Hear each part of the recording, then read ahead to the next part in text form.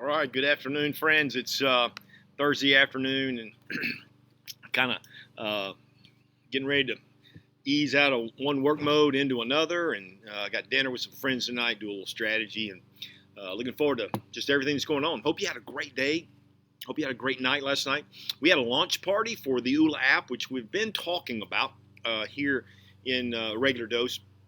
And it's a powerful little app. It's a digital platform. I've told you about it, but we launched last night. That is that we've been beta testing this thing for about a month, and finally launched it after doing some reviews and some critiquing and tweaking and getting things ready.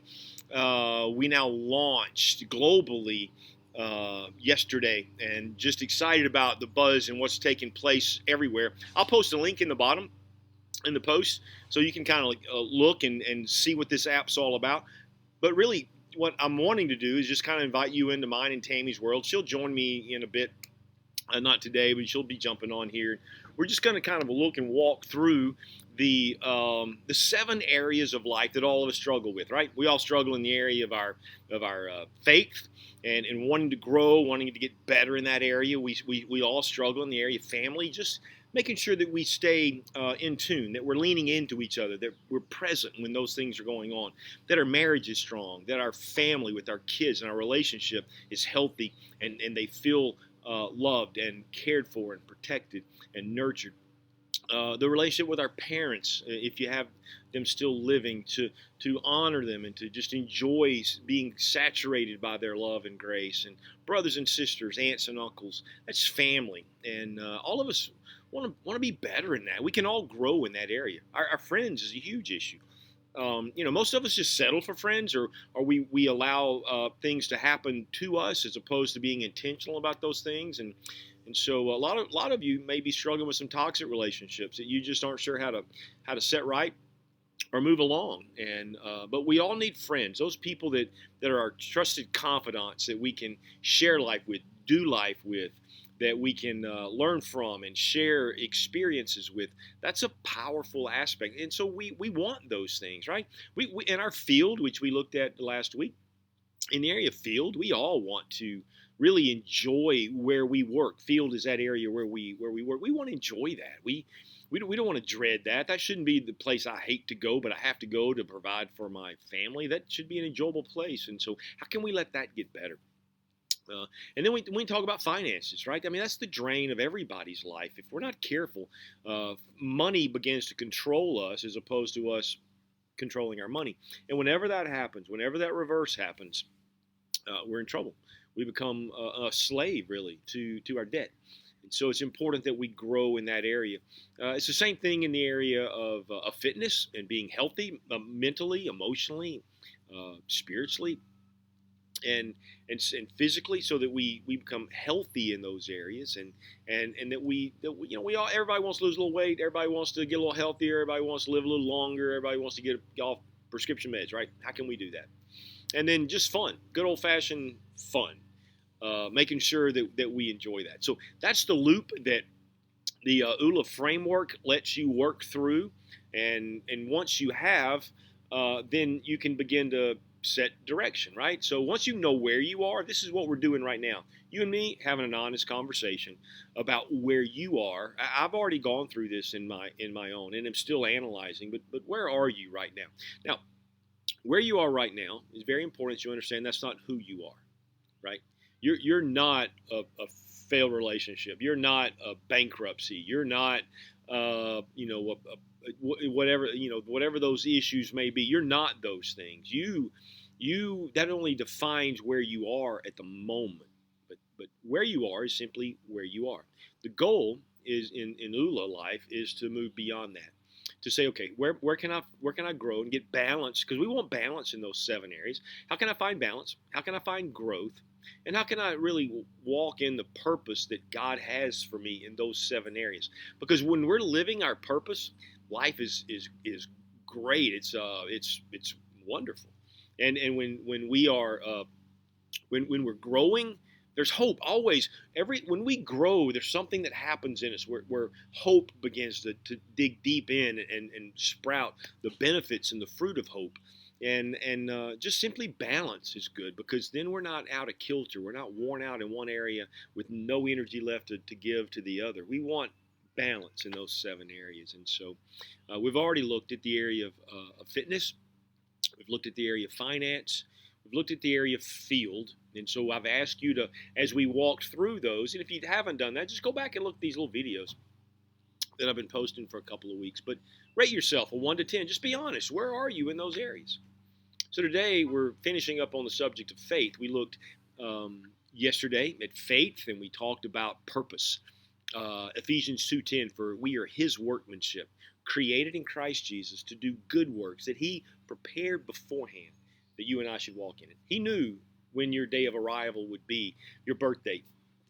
He knew the exact places that you would live and travel. And he has purposes for you in those day-to-day deals.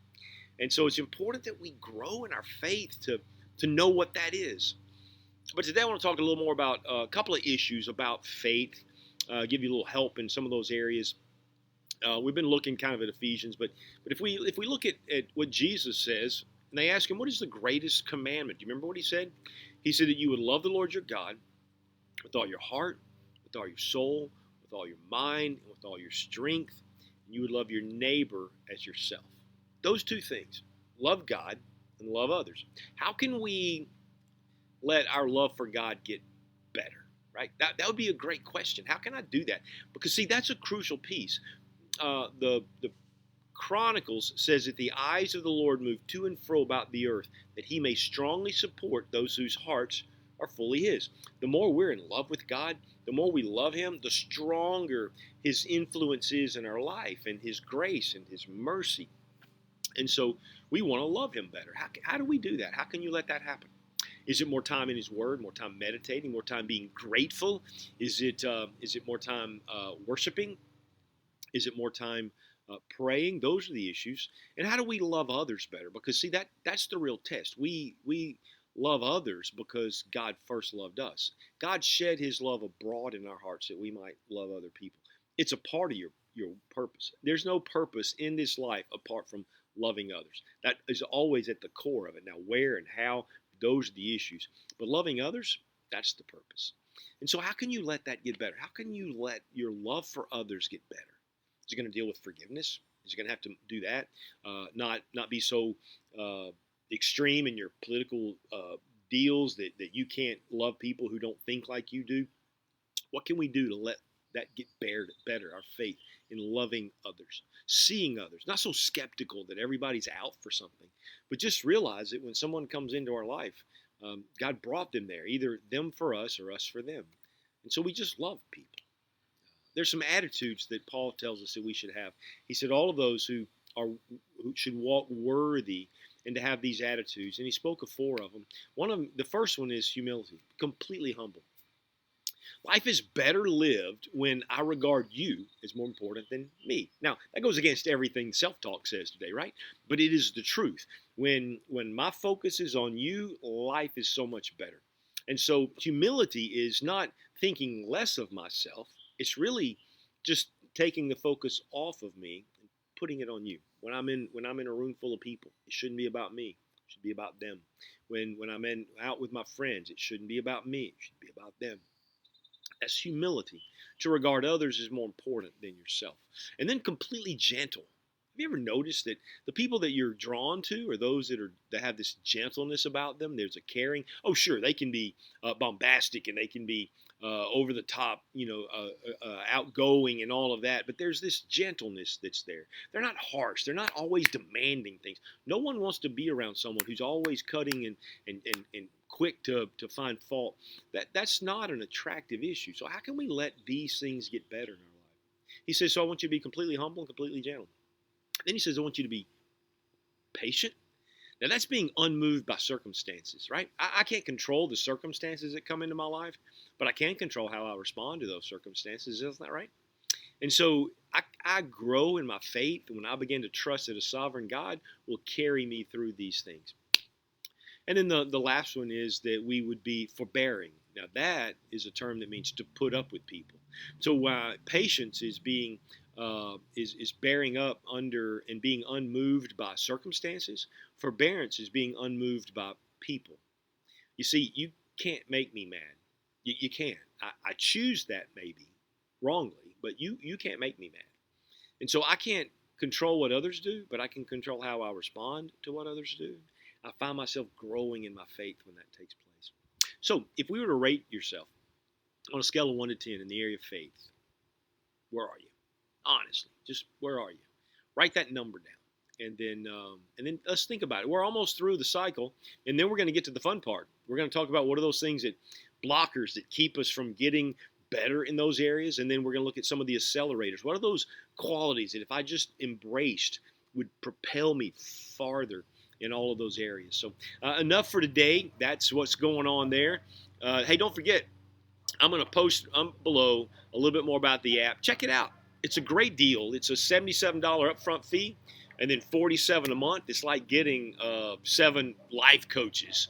And there's nothing like this to keep you in balance, right? So you know you need help. We all do. So where are you going to find it? See, so here, that's the struggle that we're under. I want to be in charge. I want to grow myself. And so I want to be specific in where I do that. Otherwise, I resort to default. I let life happen to me. I want to be proactive, not reactive. I have a suspicion that you do too, and I think this app can help you get there. All right, man, Lord bless you guys. Can't wait to see you tomorrow as we kind of work through one more of these issues. So until then, you guys have a great day.